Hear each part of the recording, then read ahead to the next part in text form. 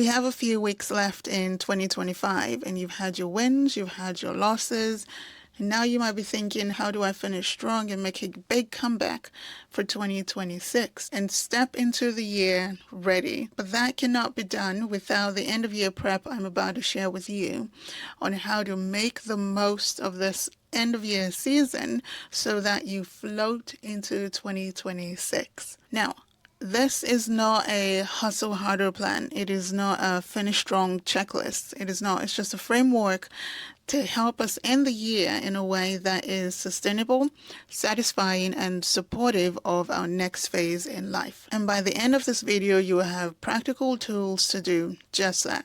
Let's begin. Number one, most people review the year like a courtroom transcript. What did I fail at? What did I do? What did I finish? Where did I fall short? And that approach, it erases everything else that worked, everything else that we succeeded at. So instead, review like a scientist. You're looking for patterns, not blame. Open a blank page, sit with a pen and paper, and divide it into 3 sections.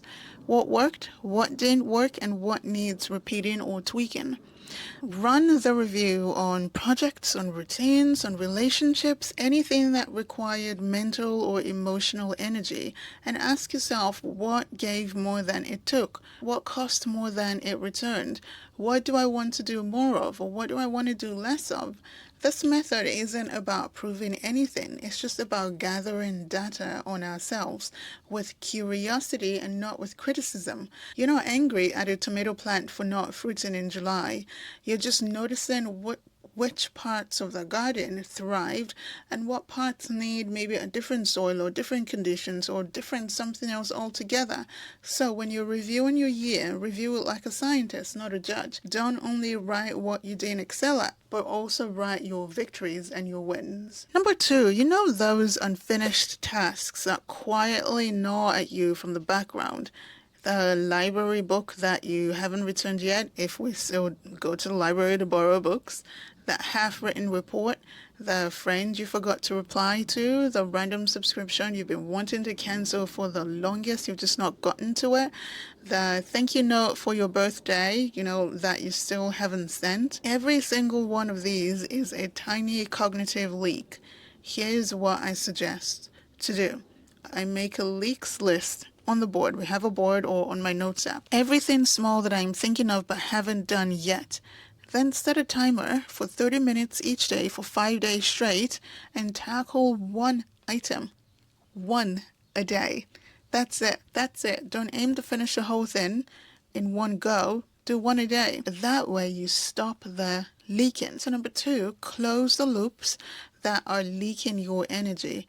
Leaking your mental energy. Number 3, your phone, your inbox, your tabs, all of these things are your workspace. If it is cluttered, you'll be reactive all day. So spend half an hour decluttering your phone. Delete the apps that drain you. Silence notifications you do not need. Unsubscribe from newsletters that don't serve you anymore, and maybe rearrange your phone home screen by categories like planning, and then next screen can be rest, and then learning or communication.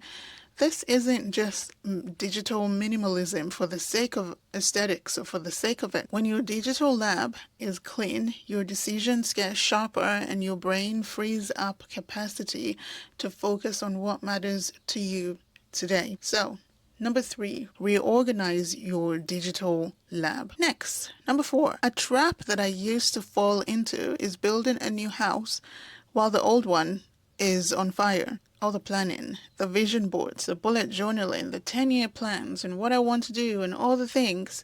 Planning is great. I preach planning. Planning is excellent. But planning from a place of exhaustion is just anxious noise dressed up as structure. So I pause all major planning that I've got until I am rested. This might mean sleep, it might mean grief, celebration, or just rest. Then Once the system is quieter, I can then tune in to what I actually want, what's actually needed. This way, I'm planning from a place of rest and contentment rather than planning for the sake of planning. So, what is number 4? Stop planning from a place of exhaustion.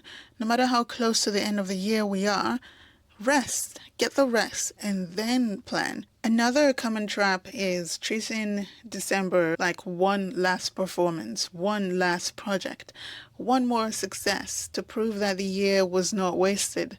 What if you let the year just be what it was without pushing for that one final win?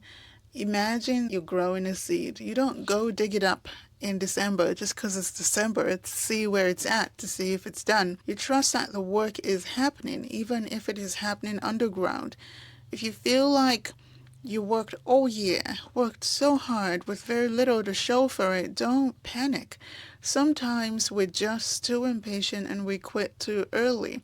We start looking for something new, the next best thing to do. Then that doesn't work. Then we beat ourselves up and we conclude that the problem is us and that there's something wrong with us when that is not the case. The problem, we didn't give it enough time to begin with. If you've done the work this year with little or nothing to show for it, let the year be the year. Let the year be enough. If this helped, I would like for you to stick around. This is what I teach, systems for busy people who want to feel human again. I'll see you in the next one. Bye.